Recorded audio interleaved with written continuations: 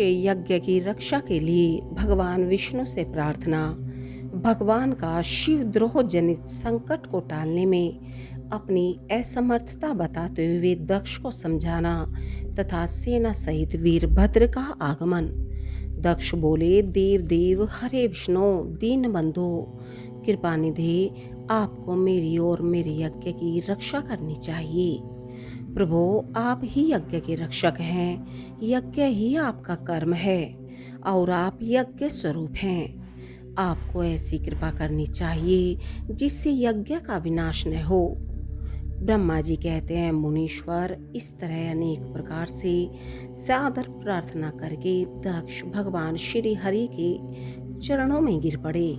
उनका चित्त भय से व्याकुल हो रहा था।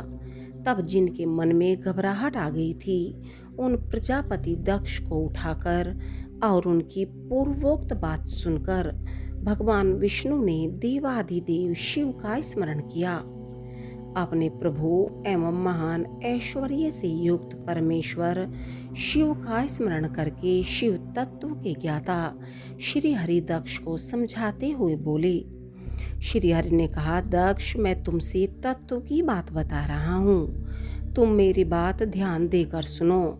मेरा यह वचन तुम्हारे लिए सर्वथा हितकर तथा महामंत्र के समान सुखदायक होगा। दक्ष, तुम्हें तत्व का ज्ञान नहीं है, इसलिए तुमने सबके अधिपति परमात्मा शंकर की अवहेलना की है। ईश्वर की अवहेलना से सारा कार्य सर्वथा निष्फल हो जाता है। केवल इतना ही नहीं, पग पग पर विपत्ति भी आती है। जहाँ पूज्य पुरुषों की पूजा होती है और पूजनीय पुरुष की पूजा नहीं की जाती, वहाँ दरिद्रता, मृत्यु तथा भय, ये 3 संकट अवश्य प्राप्त होंगे। इसलिए संपूर्ण प्रयत्न से तुम्हें भगवान वृषभध्वज का सम्मान करना चाहिए। महेश्वर का अपमान करने से ही तुम्हारे ऊपर महान भय उपस्थित हुआ है। हम सब लोग प्रभु होते हुए भी आज तुम्हारी दुर्नीति के कारण जो संकट आया है उसे टालने में समर्थ नहीं है। यह मैं तुमसे सच्ची बात कहता हूँ। ब्रह्मा जी कहते हैं, नारद, भगवान विष्णु का यह वचन सुनकर दक्ष चिंता में डूब गए। उनके चेहरे का रंग उड़ गया और वे चुपचाप पृथ्वी पर खड़े रह गए। इसी समय भगवान रुद्र के भेजे हुए गणनायक वीरभद्र अपनी सेना के साथ यज्ञ स्थल में जा पहुँचे। वे सब के सब बड़े शूरवीर, निर्भय तथा रुद्र के समान ही पराक्रमी थे। भगवान शंकर की आज्ञा से आए हुए उन गणों की गणना असंभव थी। वे वीर शिरोमणि रुद्र सैनिक जोर जोर से सिंहनाद करने लगे। उनके उस महानाद से तीनों लोग गूंज उठे। आकाश धूल से ढक गया और दिशाएं अंधकार से आवृत हो गई। 7 द्वीपों से युक्त पृथ्वी अत्यंत भय से व्याकुल हो पर्वत, वन और काननों सहित कांपने लगी तथा संपूर्ण समुद्रों में ज्वार आ गया। इस प्रकार समस्त लोकों का विनाश करने में समर्थ उस विशाल सेना को देखकर समस्त देवता आदि चकित हो गए। सेना के उद्योग को देख दक्ष के मुख से खून निकल आया। वे अपनी स्त्री के साथ भगवान विष्णु के चरणों में दंड की भांति गिर पड़े और इस प्रकार बोले। दक्ष ने कहा, विष्णु महाप्रभु, आपके बल से ही मैंने इस महान यज्ञ का आरंभ किया है। सत्कर्म की सिद्धि के लिए आप ही प्रमाण माने गए हैं। विष्णु, आप कर्मों के साक्षी तथा यज्ञों के प्रतिपालक हैं। महाप्रभु, आप वेदोक्त धर्म तथा ब्रह्मा जी के रक्षक हैं। अतः प्रभु, आपको मेरे इस यज्ञ की रक्षा करनी चाहिए, क्योंकि आप सबके प्रभु हैं।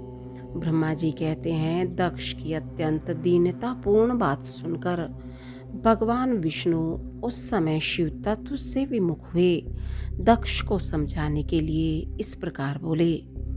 श्री विष्णु ने कहा, दक्ष, इसमें संदेह नहीं कि मुझे तुम्हारी यज्ञ की रक्षा करनी चाहिए, क्योंकि धर्म परिपालन विषयक जो मेरी सत्य प्रतिज्ञा है वह सर्वत्र विख्यात है।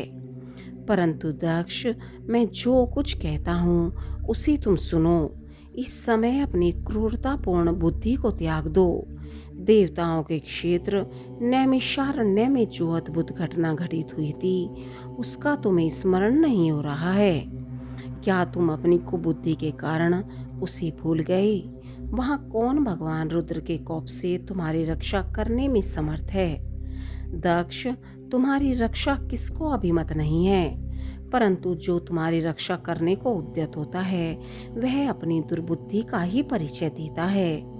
दुर्मते, क्या कर्म है और क्या अकर्म, इसे तुम नहीं समझ पा रहे हो। केवल कर्म ही कभी कुछ करने में समर्थ नहीं हो सकता। जिसके सहयोग से कर्म में कुछ करने की सामर्थ्य आती है उसी को तुम स्वकर्म समझो। भगवान शिव के बिना दूसरा कोई कर्म में कल्याण करने की शक्ति देने वाला नहीं है। जो शांत हो ईश्वर में मन लगाकर उनकी भक्ति पूर्वक कार्य करता है उसी को भगवान शिव तत्काल उस कर्म का फल देते हैं। जो मनुष्य केवल ज्ञान का सहारा ले अनिश्वरवादी हो जाते या ईश्वर को नहीं मानते हैं वे शत कोटि कल्पों तक नरक में ही पड़े रहते हैं। फिर वे कर्म पाश में बंधे हुए जीव प्रत्येक जन्म में नरकों की यातना भोगते हैं, क्योंकि वे केवल सकाम कर्म के ही स्वरूप का आश्रय लेने वाले होते हैं। ये शत्रुमर्दन वीरभद्र जो यज्ञशाला के आंगन में आ पहुंचे हैं भगवान रुद्र की क्रोधाग्नि से प्रकट हुए हैं। इस समय समस्त रुद्र गणों के नायक ये ही हैं। ये हम लोगों के विनाश के लिए आए हैं, इसमें संशय नहीं है। कोई भी कार्य क्यों ना हो, वस्तुतः इनके लिए कुछ भी अशक्य है ही नहीं। ये महान सामर्थ्यशाली वीरभद्र सब देवताओं को अवश्य जलाकर ही शांत होंगे, इसमें संशय नहीं जान पड़ता। मैं भ्रम से महादेव जी की शपथ का उल्लंघन करके जो यहाँ ठहरा रहा उसके कारण तुम्हारे साथ मुझे भी इस कष्ट का सामना करना ही पड़ेगा। भगवान विष्णु इस प्रकार कह ही रहे थे कि वीरभद्र के साथ शिवगणों की सेना का समुद्र उमड़ आया। समस्त देवता आदि ने उसे देखा।